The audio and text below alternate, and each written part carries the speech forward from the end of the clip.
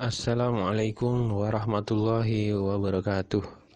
Halo anak-anakku sekalian, kita hari ini akan belajar hukum bacaan nun sukun dan tanwin, materi Al-Islam kelas 5. Baik, di semester pertama dulu kita sudah mempelajari hukum bacaan nun sukun dan tanwin. Yang pertama idhar halki, kemudian idgham, dan idgham itu dibagi dua menjadi idgham bila gunnah dan idgham bi gunnah. Itu di semester 1. Nah, sekarang di semester 2 kita akan mempelajari hukum bacaan nun sukun dan tanwin, ikhfa hakiki dan iklab ya. Ada dua. Baik, langsung saja untuk menghemat waktu. Yang pertama ikhfa, kita mulai dari iklab. Ya, dimulai dari iklab. Kita baca dari yang sebelah kanan ya. Iklab, hukum iklab terjadi apabila nun mati atau nun sukun ya, atau tanwin an in un itu bertemu dengan huruf ba ya. Mudah sekali, nun mati atau nun sukun atau tanwin bertemu dengan huruf ba, hanya satu, maka hukumnya iklab ya. Itu dibaca panjang. Iklab artinya mengganti. Diganti apa? Diganti mim nanti ya, dibaca panjang atau lama selama dua ketukan atau dua harokat. Nah, contohnya di bawah itu min ba'di. Nah, di situ ada nun sukun atau nun mati ya. Ya, sukun itu harokat, sukun itu yang lingkaran kecil tuh di atas itu sukun. Bertemu huruf ba. Nah, ini hukumnya adalah iklab ya. Diganti mim cara bacanya dan panjang atau lama. Jadi tulisannya min ba'di diganti mim nanti. Mim bukan min tapi mim ba'di ya. Mim ba'di dan lama atau panjang. Mim ba'di ya, bukan min ba'di tapi mim ba'di, bukan min ba'di tapi mim ba'di, seperti itu ya. Mim ba'di, maka ini adalah hukum iklab. Nun mati atau sukun, nun mati atau nun sukun atau tanwin bertemu dengan ba, maka itu hukumnya iklab. Baik, lanjut berikutnya. Kita baca dari yang ikhfa hakiki ya. Ikhfa artinya samar.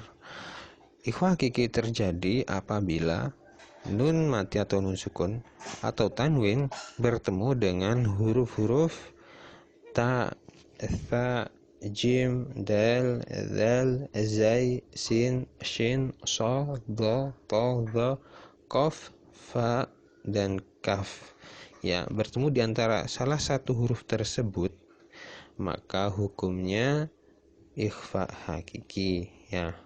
Langsung kita masuk ke contoh. Wa ma anta ya, di situ sudah ada warnanya. Wa ma anta, anta ya, nun sukun, nun mati bertemu dengan huruf ta. Nah, ta salah satu di antara huruf-huruf ikhfa hakiki ya. Maka bacanya lama atau panjang selama dua ketukan. Jadi cara bacanya seperti ini. Wa ma anta, anta. Jadi nunnya samar dan dipanjangkan, dilamakan. Anta, bukan anta tapi anta, bukan anta atau anta tapi disamarkan anta, seperti itu ya. Wa ma nya panjang, ini hukumnya mat jaiz munfasil ya. Itu nanti di pembahasan kelas 6 insyaallah. Wa ma anta bitabi'in qiblatahum. Kemudian lanjut bitabi'in. Nah, ini huruf yang berharokat tanwin ya, bertemu dengan huruf qaf. Qaf itu salah satu antara huruf ikhfa, maka dibaca ikhfa hakiki. Dibacanya selama dua rakaat atau dilamakan atau dipanjangkan. Bitabi'in qiblatahum, seperti itu. Bitabi'in qiblatahum, in qiblatahum. Nah, seperti itu. Bagaimana untuk mengetahui ikhfa hakiki? Ya, hukum bacaan tersebut masuk ke dalam hukum ikhfa, maka dihafalkan ya. Dihafalkan huruf-hurufnya itu. Ya, nun mati atau sukun, nun sukun itu atau tanwin bertemu dengan apa saja, ya dihafalkan huruf ikhfa tersebut. Jadi juga ada tips kalau kita bisa hafal yang sebelumnya, yaitu iklab, itu huruf iklab apa saja, terus huruf idgham biguna, hukum idgham bila guna, terus yang satunya idhar. Jika itu sudah dihafalkan, maka secara otomatis selain huruf tersebut, maka itu hukumnya ikhfa, seperti itu. Anak-anakku sekalian, jika kita ringkas hukum bacaan iklab dan ikhfa hakiki ini, maka seperti ini ya, tanpa contoh, seperti itu. Maka seperti itu mungkin mudah untuk dihafalkan oleh kalian. Baik, berikutnya kita akan masuk ke contoh. Contohnya kali ini adalah surah Al-Baqarah ayat 145. Nah, di situ sudah ada yang bergaris bawah, kita fokus yang berwarna biru ya.